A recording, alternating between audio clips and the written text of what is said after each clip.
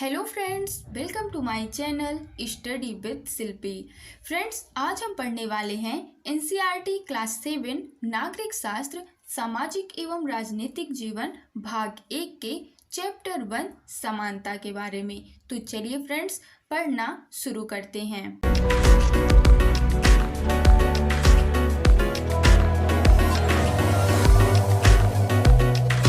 अध्याय 1 समानता। फ्रेंड्स, क्या आपको अपने जीवन की कोई ऐसी घटना याद है जब आपकी गरिमा को चोट पहुंची हो? आपको उस समय कैसा महसूस हुआ था? फ्रेंड्स, इस चैप्टर में हम पढ़ेंगे कि भारतीय लोकतंत्र में समानता किस तरह से व्याप्त है और हमारे संविधान में समानता के बारे में क्या कहा गया है और कैसे कैसे नियम और कानून बनाए गए हैं। इन सभी चीज़ों के बारे में आज हम अपने इस चैप्टर में पढ़ेंगे। फ्रेंड्स, आगे है भारतीय लोकतंत्र में समानता।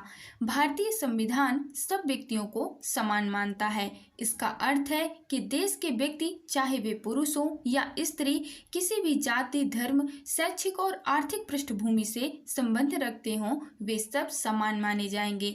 लेकिन इसके बाद भी हम यह नहीं कह सकते कि असमानता खत्म हो गई है।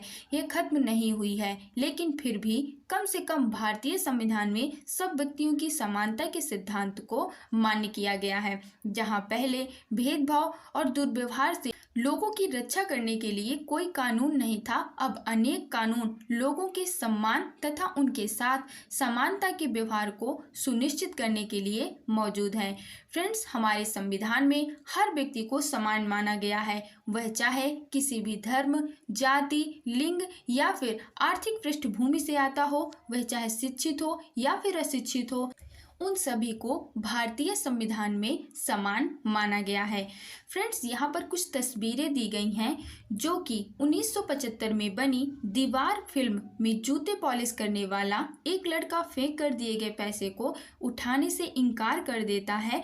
वह मानता है कि उसके काम की भी गरिमा है और उसे उसका भुगतान आदर के साथ किया जाना चाहिए। सही है फ्रेंड्स, हर काम की गरिमा होती है। कोई भी काम छोटा या बड़ा नहीं होता है, हर काम अपने आप में महत्वपूर्ण होता है और उस काम की और उस काम को करने वाले की अपनी गरिमा होती है।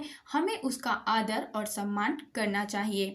फ्रेंड्स, समानता को स्थापित करने के लिए संविधान में जो प्रावधान है उनमें से कुछ निम्नलिखित हैं, जिसमें सबसे प्रथम है कानून की दृष्टि में हर व्यक्ति समान है। इसका तात्पर्य है कि हर व्यक्ति को देश के राष्ट्रपति से लेकर कांता जैसी घरेलू काम की नौकरी करने वाली महिला तक सभी को एक ही जैसे कानून का पालन करना होता है।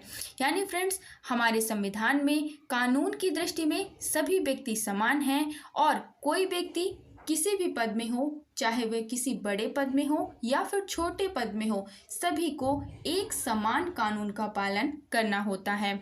दूसरा है कि किसी व्यक्ति के साथ उसके धर्म, जाति, वंश, जन्म स्थान और स्त्री या पुरुष होने के आधार पर भेदभाव नहीं किया जा सकता। यानी फ्रेंड्स, किसी के साथ इस आधार पर भेदभाव नहीं किया जा सकता कि वह किस जाति, धर्म, वंश, परंपरा या फिर लिंग से है। तीसरा है फ्रेंड्स, हर व्यक्ति सार्वजनिक स्थानों पर जा सकता है, जिनमें खेल के मैदान, होटल, दुकानें और बाजार आदि सम्मिलित हैं। सब लोग सार्वजनिक कुओं, सड़कों और नहाने के घाटों का उपयोग कर सकते हैं। और चौथा है फ्रेंड्स, जो कि मोस्ट इम्पॉर्टेंट भी है, अस्पृश्यता का उन्मूलन। फ्रेंड्स, आपको पता होगा कि आर्टिकल 17 में, जो कि एक मौलिक अधिकार है, अस्पृश्यता के बारे में वर्णन किया गया है और छुआछूत और अस्पृश्यता को कानूनी रूप से अपराध माना गया है। यानी कोई भी व्यक्ति किसी भी व्यक्ति के साथ उसकी जाति, धर्म, लिंग के आधार पर भेदभाव या फिर छुआछूत नहीं कर सकता है। फ्रेंड्स, ऊपर एक तस्वीर दी गई है। संसद हमारे लोकतंत्र का आधार स्तंभ है और हम अपने निर्वाचित प्रतिनिधियों के माध्यम से उसमें प्रतिनिधित्व पाते हैं। फ्रेंड्स, यहाँ पर एक और चीज बताई गई है जो कि मोस्ट इम्पॉर्टेंट है, वो है सतत विकास लक्ष्य 2, जो कि है भुखमरी समाप्त करना। फ्रेंड्स, आपको पता होना चाहिए कि सस्टेनेबल डेवलपमेंट गोल का जो दूसरा गोल है वह है भुखमरी को समाप्त करना। फ्रेंड्स आगे है कि शासन ने संविधान द्वारा मान्य किए गए समानता के अधिकार को दो तरह से लागू किया। पहला कानून के द्वारा और दूसरा सरकार की योजनाओं व कार्यक्रमों द्वारा सुविधाहीन समाजों की मदद करके। भारत में ऐसे अनेक कानून हैं जो व्यक्ति के समान व्यवहार प्राप्त करने के अधिकार की रक्षा करते हैं। कानून के साथ साथ सरकार ने उन समुदायों जिनके साथ सैकड़ों वर्षों तक असमानता का व्यवहार हुआ है, उनका जीवन सुधारने के लिए अनेक कार्यक्रम और योजनाएं लागू की हैं। ये योजनाएं ये सुनिश्चित करने के लिए चलाई गई हैं कि जिन लोगों को अतीत में अवसर नहीं मिले, अब उन्हें अधिक अवसर प्राप्त हों। इस दिशा में सरकार द्वारा उठाया गया एक कदम है मध्याह्न भोजन की व्यवस्था। इस कार्यक्रम के अंतर्गत सभी सरकारी प्राथमिक स्कूलों के बच्चों को दोपहर का भोजन स्कूल द्वारा दिया जाता है। यह योजना भारत में सर्वप्रथम तमिलनाडु राज्य से प्रारंभ की गई थी। फ्रेंड्स, आपको याद रखना है कि मध्याह्न भोजन की व्यवस्था सर्वप्रथम तमिलनाडु राज्य में प्रारंभ की गई थी और 2001 में उच्चतम न्यायालय ने सभी राज्य सरकारों को इसे अपने स्कूलों में 6 माह के अंदर आरंभ करने के निर्देश दिए। इस कार्यक्रम के काफी सकारात्मक प्रभाव हुए। उदाहरण के लिए दोपहर का भोजन मिलने के कारण गरीब बच्चों ने अधिक संख्या में स्कूल में प्रवेश लेना और नियमित रूप से स्कूल जाना शुरू कर दिया।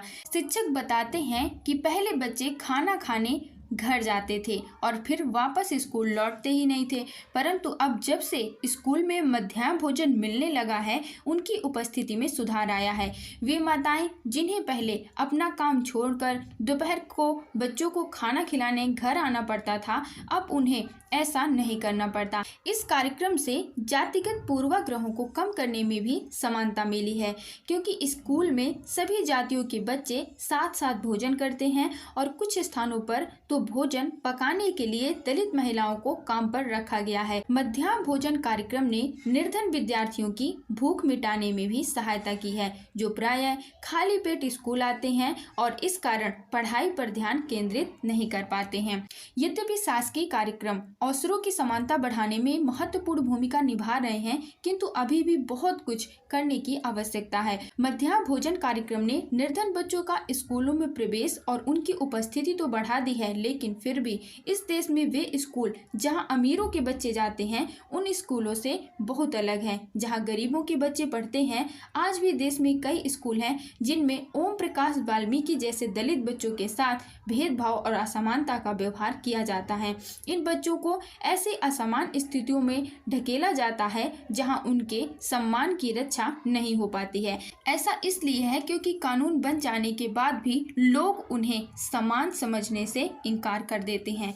फ्रेंड्स, जैसा कि आप जानते हैं कि हमारे समाज में अभी भी बहुत सारी असमानताएं सामाजिक रूप से विद्यमान हैं। कानून की समझ तो सभी लोग समान हैं, लेकिन समाज में अभी भी बहुत सारा भेदभाव व्याप्त है। बहुत सारे लोग छुआछूत को अभी भी मानते हैं और अभी भी बहुत सारे लोगों के साथ असमानता का व्यवहार किया जाता है, जो कि बहुत ही गलत है।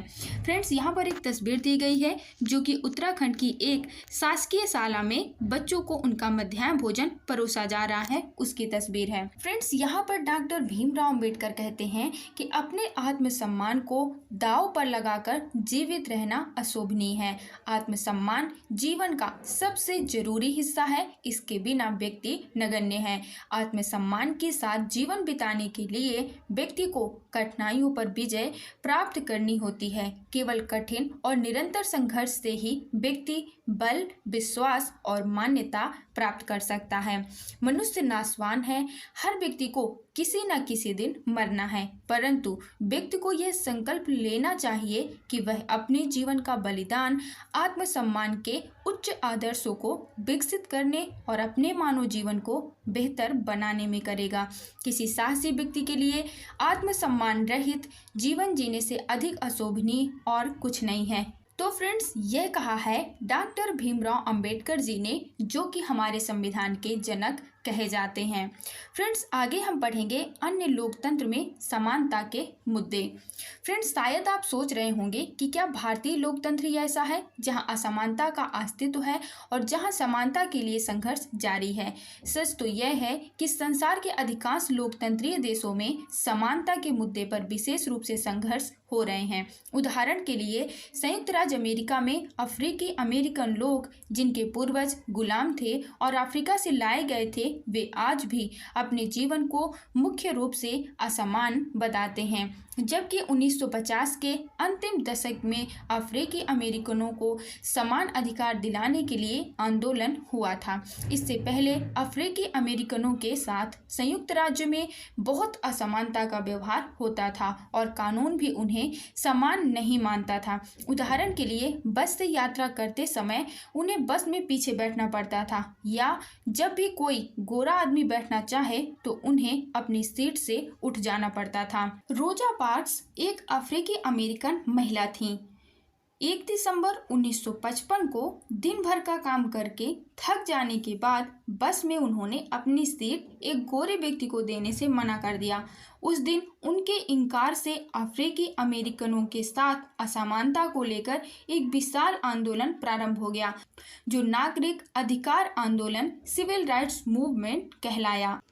1964 के नागरिक अधिकार अधिनियम ने नस्ल, धर्म और राष्ट्रीय मूल के आधार पर भेदभाव का निषेध कर दिया। इसने यह भी कहा कि अफ्रीकी अमेरिकन बच्चों के लिए सब स्कूलों के दरवाजे खोले जाएंगे और उन्हें उन अलग स्कूलों में नहीं जाना पड़ेगा जो विशेष रूप से केवल उन्हीं के लिए खोले गए थे। इतना होने के बावजूद भी अधिकांश अफ्रीकी अमेरिकन गरीब हैं। अधिकतर अफ्रीकी अमेरिकन बच्चे केवल ऐसे सरकारी स्कूलों में प्रवेश लेने के ही समर्थ रखते हैं जहां कम सुविधाएं हैं और कम योग्यता वाले शिक्षक हैं, जबकि गोरे विद्यार्थी निजी स्कूलों में जाते हैं और उन क्षेत्रों में रहते हैं जहां के सरकारी स्कूलों का स्तर निजी स्कूलों जैसा ही ऊंचा है। फ्रेंड्स, यहाँ पर आप देख सकते हैं, ये तस्वीर दी गई है। रोजा पार्क्स एक अफ्रीकी अमेरिकन औरत जिनकी एक विद्रोही प्रतिक्रिया ने अमेरिकी इतिहास की दिशा बदल दी। ये हैं फ्रेंड्स रोजा पार्क्स। आगे फ्रेंड्स, यहाँ पर बॉक्स में भारत के संविधान के अनुच्छेद 15 के अंश दिए गए हैं, जो कि हमारे एग्जाम के पॉइंट ऑफ व्यू से भी इम्पोर्टेंट है, तो इसे हम पढ़ लेते हैं। धर्म, मूल वंश, जाति, लिंग या जन्म स्थान के आधार पर विभेद का प्रतिषेध। राज्य किसी नागरिक के विरुद्ध केवल धर्म, मूल वंश, जाति, लिंग, जन्म स्थान या इनमें से किसी के आधार पर कोई विभेद नहीं करेगा। कोई नागरिक केवल धर्म, मूल वंश, जाति, लिंग, जन्म स्थान या इनमें से किसी के आधार पर दुकानों, सार्वजनिक भोजनालयों, होटलों और सार्वजनिक मनोरंजन के स्थानों में प्रवेश या पूर्णतः या भारत राज्य निधि से पोषित या साधारण जनता के प्रयोग के लिए समर्पित कुओं, तालाबों, स्नान घाटों, सड़कों और सार्वजनिक समागम के स्थानों के उपयोग के संबंध में किसी भी निर्योग्यता, दायित्व, निर्बंधन या शर्त के अधीन नहीं होगा। यह फ्रेंड्स कहा गया है भारत के संविधान के अनुच्छेद 15 में। आगे हम पढ़ेंगे फ्रेंड्स, लोकतंत्र की चुनौती। किसी भी देश को पूरी तरह से लोकतंत्री नहीं कहा जा सकता। हमेशा से ही ऐसे समुदाय और व्यक्ति होते हैं जो लोकतंत्र को नए अर्थ देते हैं और अधिक से अधिक समानता लाने के लिए नए नए सवाल उठाते हैं। इसके केंद्र में वह संघर्ष है जो सब व्यक्तियों को समानता और सम्मान दिलाने का पक्षधर है। इस पुस्तक में आप पढ़ेंगे कि किस तरह समानता का प्रश्न भारतीय लोकतंत्र में हमारे दैनिक जीवन के विभिन्न पहलुओं को प्रभावित करता है। इन पाठों को पढ़ते हुए विचार कीजिए कि क्या सब व्यक्तियों की समानता और उनके आत्मसम्मान को ऊंचा रखने की भावना को लोग स्वीकार कर रहे हैं या नहीं कर रहे हैं। फ्रेंड्स, यहाँ पर कुछ शब्द संकलन दिए गए हैं, जिसमें सबसे पहले दिया गया है सार्वभौमिक वयस्क मताधिकार। यह लोकतंत्रीय समाज का अत्यंत महत्वपूर्ण पहलू है। इसका अर्थ है कि सभी वयस्क 18 वर्ष या उससे अधिक आयु के नागरिकों को वोट देने का अधिकार है, चाहे उनकी सामाजिक या आर्थिक पृष्ठभूमि कुछ भी हो। दूसरा शब्द संकलन में शब्द दिया गया है गरिमा। इसका तात्पर्य अपने आप को और दूसरे व्यक्तियों को सम्मान योग्य समझने से है। तीसरा है संविधान। यह वह दस्तावेज है जिसमें देश की जनता व सरकार द्वारा पालन किए जाने वाले नियमों और अधिनियमों को निरूपित किया गया है। और चौथा शब्द है नागरिक अधिकार आंदोलन। एक आंदोलन जो संयुक्त राज्य अमेरिका में 1950 के दशक के अंत में प्रारंभ हुआ और जिसमें अफ्रीकी अमेरिकन लोगों ने नस्लगत भेदभाव को समाप्त करने और समान अधिकारों की मांग की थी। इसी को नागरिक अधिकार आंदोलन कहते हैं। तो ये थे फ्रेंड्स कुछ शब्द संकलन जो कि आपके क्लास 7 के चैप्टर 1 में दिए गए हैं। इस तरह से फ्रेंड्स यह अध्याय समाप्त होता है जो कि था समानता, जिसके बारे में हमने पढ़ा कि हमारे संविधान में समानता के बारे में क्या कहा गया है और भारत के संविधान में सभी लोगों को समान माना गया है और किसी के जाति, धर्म, नस्ल या फिर आर्थिक पृष्ठभूमि के आधार पर भेदभाव करने को कानूनी रूप से अपराध माना गया है। तो फ्रेंड्स आई होप कि आपने इस चैप्टर से बहुत सारी चीज़ें ऐसी जानी और समझी होंगी जो आपके एग्जाम के लिए इम्पॉर्टेंट थी। मिलते हैं हमारी नेक्स्ट वीडियो में। Thank you for watching this video.